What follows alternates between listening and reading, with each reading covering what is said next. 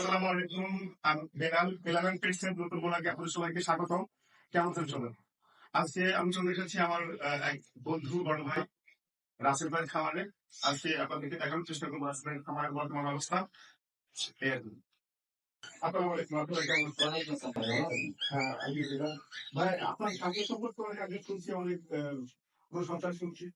আগেও আসছি, কিন্তু এরকমের একটা পরিবেশ, এত সুন্দর একটা পরিবেশ, একটা খালতো পাখির যে অবস্থা, আমি ইতিপূর্বে যত খামারে গেছি বা নিজেও পাচ্ছি, এত সুন্দর পরিবেশ, আমি একটু পাখির সমাধান দেখি। তো খুব ভালো আসলে আমি চেষ্টা করি আমার খামারটা সুন্দর করে পরিবেশটা সাজানোর জন্য যে পাখিদের মনে করে খাওয়ানো তাদের এই অবস্থা।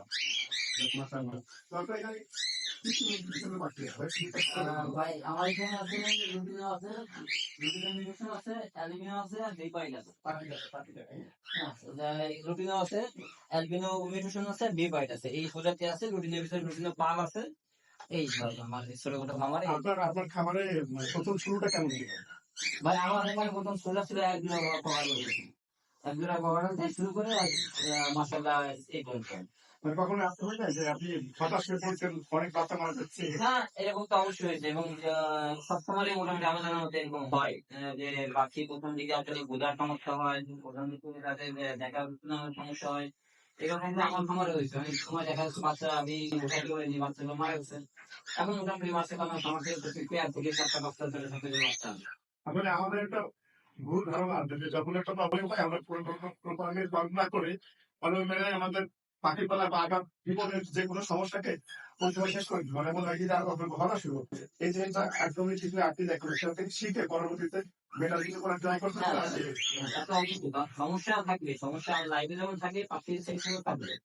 আর যেহেতু পাখি আসলে ওরা কথা বলতে পারে না, ওদের একটা আমাদের বুঝতে হয় ভালোভাবে চেষ্টা করতে হবে, ওদের থেকে ভালো হেল্প করার জন্য। তো সেক্ষেত্রে আপনি ভাই আপনার কনফার্ম করলে এখন পাখি দেখানো হচ্ছে। জি ভাই। এখানে কি এটা তো মাছ আছে না? হ্যাঁ, এটা মাস্টার পেয়ার বাচ্চা আছে। দেখা যাচ্ছে না? বাচ্চা হ্যাঁ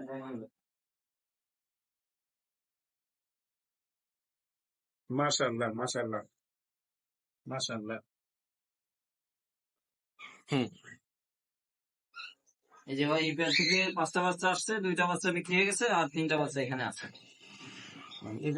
এখানে বলছে 4টা ছিল না? 5টা বাচ্চা হয়েছে। 5টা বাচ্চা। জি। মাশাআল্লাহ, মাশাআল্লাহ। এটা তো খুব ভালো রেজাল্ট ভাই। খুবই ভালো রেজাল্ট। আর এখানে তো 2টা বিক্রি করতে হবে এটা ধরনের। মানে যে ছোট বড় হওয়ার কারণে জি, ছোট বাচ্চা না, আগে যেটা করে সেটা বাচ্চা আগে বের হয়, এই জন্য ছোট বাচ্চা। মাশাআল্লাহ। রাখেন, রাখেন। তো পাখিটা দেখি।